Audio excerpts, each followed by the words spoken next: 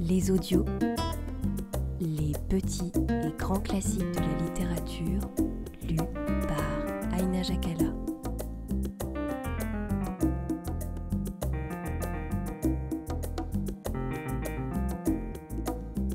Aujourd'hui, je vous propose de découvrir ou de redécouvrir Le Maître Chat ou le Chat Botté, extrait des contes de Charles Perrault. Un meunier ne laissa pour tout bien à 3 enfants qu'il avait que son moulin, son âne et son chat. Les partages furent bientôt faits. Ni le notaire, ni le procureur n'y furent point appelés. Ils auraient eu bientôt mangé tout le pauvre patrimoine. L'aîné eut le moulin, le second eut l'âne, et le plus jeune n'eut que le chat.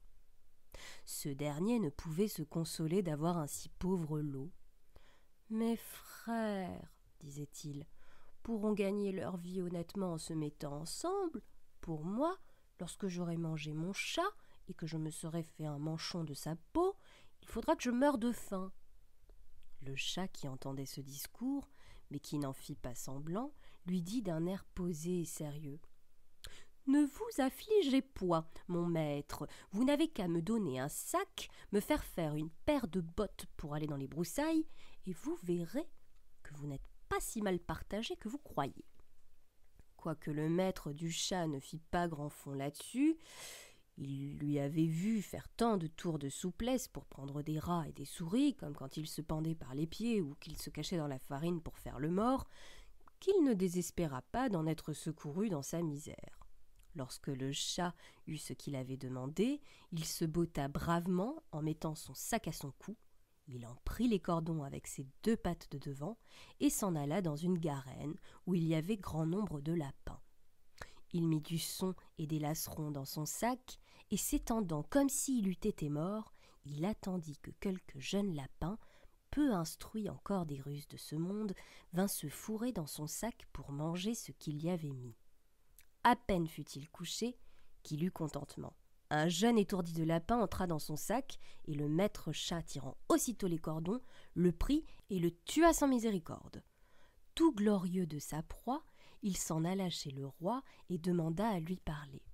On le fit monter à l'appartement de sa majesté, où étant entré, il fit une grande révérence au roi et lui dit : « Voilà, sire, un lapin de Garenne que monsieur le marquis de Carabas, c'était le nom qu'il lui prit en gré de donner à son maître, m'a chargé de vous présenter de sa part. »« Dis à ton maître, répondit le roi, que je le remercie et qu'il me fait plaisir. » Une autre fois, il alla se cacher dans un blé, tenant toujours son sac ouvert, et lorsque 2 perdrix y furent entrées, il tira les cordons et les prit toutes 2. Il alla ensuite les présenter au roi, comme il avait fait le lapin de Garenne. Le roi reçut encore avec plaisir les 2 perdrix et lui fit donner pour boire. Le chat continua ainsi pendant 2 ou 3 mois à porter de temps en temps au roi du gibier de la chasse de son maître. Un jour qu'il sut que le roi devait aller à la promenade sur le bord de la rivière avec sa fille, la plus belle princesse du monde, il dit à son maître : « Si vous voulez suivre mon conseil, votre fortune est faite. Vous n'avez qu'à vous baigner dans la rivière à l'endroit que je vous montrerai et ensuite me laisser faire. » Le marquis de Carabas fit ce que son chat lui conseillait et sans savoir à quoi cela serait bon. Dans le temps qu'il se baignait, le roi vint à passer et le chat se mit à crier de toutes ses forces : « Au secours, au secours, voilà le marquis, voilà monsieur le marquis de Carabas qui se noie !» À ce cri, le roi mit la tête à la portière. Et reconnaissant le chat qui lui avait apporté tant de fois du gibier, il ordonna à ses gardes qu'on allât vite au secours de monsieur le marquis de Carabas. Pendant qu'on retirait le pauvre marquis de la rivière, le chat s'approcha du carrosse et dit au roi que dans le temps que son maître se baignait, il était venu des voleurs qui avaient emporté ses habits, quoiqu'il eût crié aux voleurs de toutes ses forces. Le drôle les avait cachés sous une pierre. Le roi ordonna aussitôt aux officiers de sa garde-robe d'aller quérir un des plus beaux habits pour monsieur le marquis de Carabas. Le roi lui fit 1000 caresses, et comme les beaux habits qu'on venait de lui donner relevaient sa bonne mine, car il était beau et bien fait de sa personne, la fille du roi le trouva fort à son gré, et le comte de Carabas ne lui eut pas jeté 2 ou 3 regards fort respectueux et un peu tendres, qu'elle en devint amoureuse à la folie. Le roi voulut qu'il montât dans son carrosse et qu'il fût de la promenade. Le chat, ravi de voir que son dessein commençait à réussir, prit les devants, et ayant rencontré des paysans qui fauchaient un pré, il leur dit « Bonnes gens qui fauchez, si vous ne dites au roi que le pré que vous fauchez appartient à monsieur le marquis de Carabas, vous serez tous hachés menus comme chair à pâté. » Le roi ne manqua pas à demander aux faucheux à qui était ce pré qu'il fauchait. « C'est à monsieur le marquis de Carabas, » dirent-ils tous ensemble, car la menace du chat leur avait fait peur.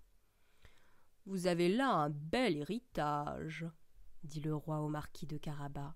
« Vous voyez, sire, » répondit le marquis, « c'est un pré qui ne manque point de rapporter abondamment toutes les années. » Le maître chat, qui allait toujours devant, rencontra des moissonneurs et leur dit « Bonnes gens qui moissonnez, si vous ne dites que tous ces blés appartiennent à monsieur le marquis de Carabas, vous serez tous hachés comme une chair à pâté. » Le roi, qui passa un moment après, voulut savoir à qui appartenaient tous les blés qu'il voyait.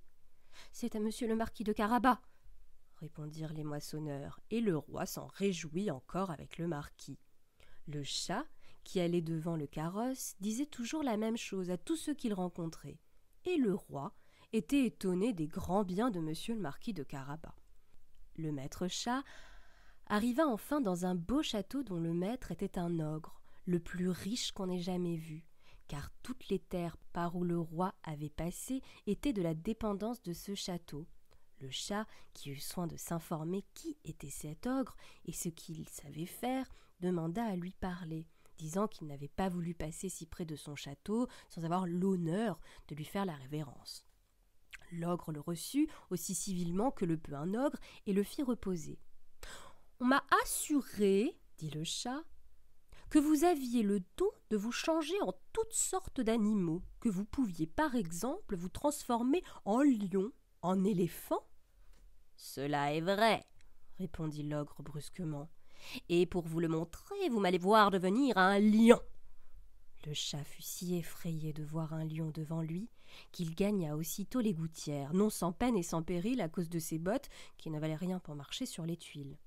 Quelque temps après, le chat, ayant vu que l'ogre avait quitté sa première forme, descendit et avoua qu'il avait eu bien peur. « On m'a assuré encore, dit le chat, mais je ne saurais le croire, que vous aviez aussi le pouvoir de prendre la forme des plus petits animaux, par exemple, de vous changer en un rat, en une souris.